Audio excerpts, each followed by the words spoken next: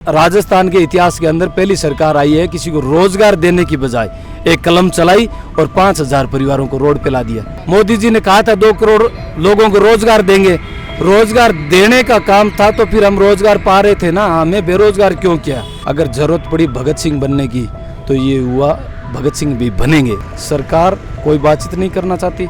एक हमारा साथी था, मानसिक इतना प्रताड़ित हो गया कि उसकी डेथ हो गई। और अगर बाकायदा हम कांग्रेस के कार्यकर्ता होते तो हम कलेक्टर के नीचे और एसडीएम के नीचे थोड़ी नहीं काम करते, हम तो फिर राहुल गांधी के ऑफिस में काम करते, कोटासरा के ऑफिस में काम करते।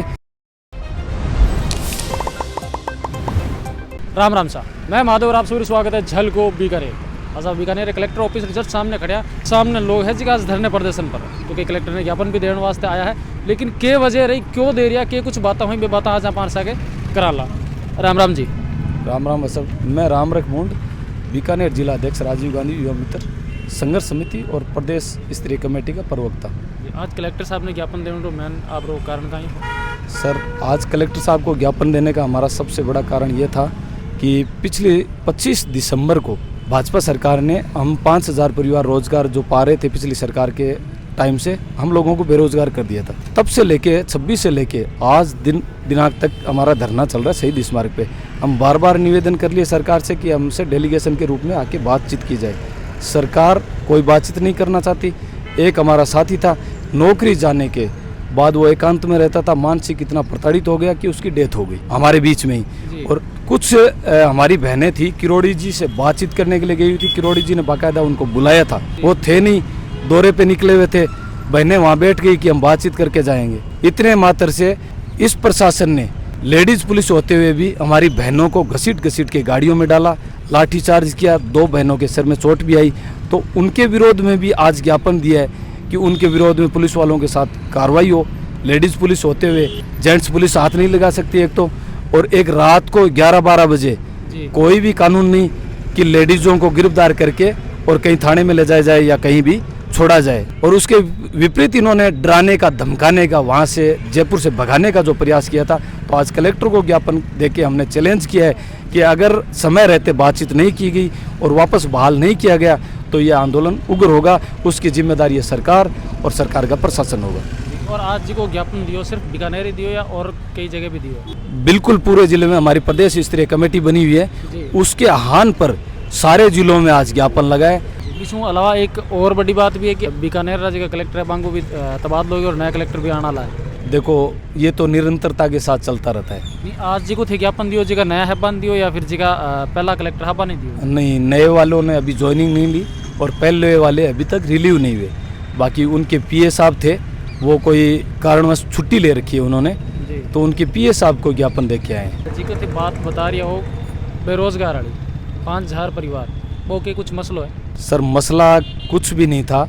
पिछली सरकार ने सांख्यिकी विभाग के अंदर ऑनलाइन भर्तियां निकाली थी, जिसके अंदर एक विज्ञप्ति निकली थी, न्यूज़पेपरों में भी निकली थी, और SSO ID के माध्यम से हम लोगों ने उसमें आवेदन किया था। उसके बाद जयपुर सबसे पहले इंटरव्यू हुआ। एक वैकेंसी के पीछे कम से कम 100 लोगों ने, 50 लोगों ने इंटरव्यू दिया था। इंटरव्यू हमारा लिया RSIS अधिकारियों ने। इंटरव्यू लेने के बाद हम लोगों का, कुछ लोगों का सिलेक्शन हुआ, फिर हमारी छंटनी हुई, एक पेपर और हुआ था उसके अंदर। फिर बाद में विभाग के अधिकारियों ने, जैसे कलेक्टर थे, चिकित्सा विभाग से थे, सांख्यिकी विभाग से भी थे, अदरवाइज सारे विभाग से हमें विभागों ने मिलकर एक ट्रेनिंग दी थी। ट्रेनिंग देने के बाद हमें BSO लेवल पे वहाँ पे ज्वाइनिंग दी। BSO हमारी मॉनिटरिंग करता था, उसके बाद SDM मॉनिटरिंग करते थे, कलेक्टर साहब मॉनिटरिंग करते थे। हम लोगों ने अच्छा काम किया, उसके आधार पे सरकार ने हमें प्रशंसा पत्र प्रशासन के माध्यम से बांटे। फिर ये नई सरकार बनने के बाद पता नहीं इनको कहाँ से ऐसी कोई पर्ची आ गई कि ये तो सारे के सारे कांग्रेस के कार्यकर्ता थे। तो किसी का गुनाह थोड़ी न है कि कांग्रेस राज में नौकरी पाले। क्या भाजपा राज में आज नौकरी पाएंगे वो सारे भाजपा के कार्यकर्ता होंगे? कर्मचारी को कोई लेना देना नहीं होता पार्टियों से। और अगर बाकायदा हम कांग्रेस के कार्यकर्ता होते तो हम कलेक्टर के नीचे और SDM के नीचे थोड़ी नहीं काम करते, हम तो फिर राहुल गांधी के ऑफिस में काम करते, कोटासरा के ऑफिस में काम करते। एक भी फोटो बता दीजिए हमारी। ऐसे इल्जाम लगाना आसान बात होता है। सरकार ने हमें किसी के कहने से कंफ्यूजन में हटा दिया। अब सरकार के नुमाइंदे खुद मान रहे हैं कि नहीं, हमने गलत हटा दिया। किसी के राज में अगर कोई कर्मचारी नौकरी लग जाता है तो हम तो सबसे पहले तो ये कहते हैं कि हमें एसडीएम ने और कलेक्टर ने मॉनिटरिंग की, और वो भी आपके कांग्रेस राज में मॉनिटरिंग की, सबसे पहले तो उनको हटाया जाए। या जो वैकेंसी निकली थी टीचरों की, पुलिस विभाग की, क्या वो भी उनको हटाएंगे कांग्रेस का मान के? यहाँ के सांसद महोदय हैं, वो पहले कलेक्टर थे, हमने उनको भी ज्ञापन दिया। मैं जिला अध्यक्ष होने के नाते उनके पास पहुंचा था, हमारे जिले के सारे मेंबरों को लेके। हमने भी कहा था उनको कि सर आप अभी एमपी बने, मंत्री बने, उससे पहले आप क्या थे? कि बोले कलेक्टर था। तो कलेक्टर थे तब राज का काम किया आपने या विपक्ष वालों का काम किया? कि नहीं, मैंने राज का काम किया। तो फिर हम कौन से खेत की मूली थे? कलेक्टर अगर राज का काम करता है तो हमें भी करना पड़ा। तो उन्होंने भी माना है कि नहीं आपने गलत काम नहीं किया, मैं आपकी पैरवी करूंगा।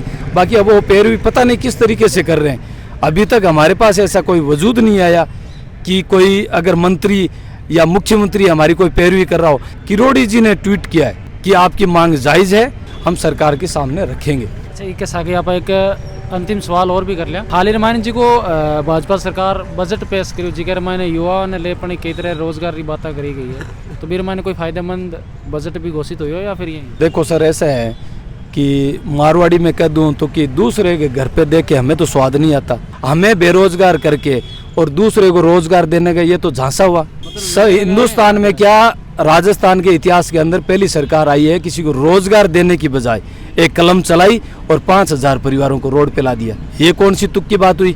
अब अगर कोई कह दे कि नहीं वो रोजगार देने की बात कर रहे हैं, तो हम लोगों पे क्या बीती? हम जो ओवर एज हो गए 2 साल से, उसका नुकसान कौन भरेगा? हमने कंपटीशन छोड़ दिया सारा, क्योंकि सरकार की नौकरी ज्वाइन करी थी हमने।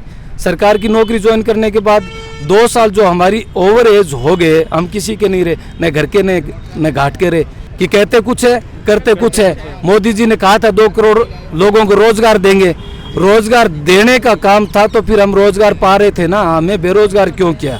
या तो वो मीडिया में आके बात रखे कि हमने इस तरीके से कहा, उन्होंने तो चुप्पी साध ली। सबको कहे तब बोलते हैं कि एक पर्ची आ गई, पर्ची से सीएम बन गया, पर्ची से आप घर चले गए।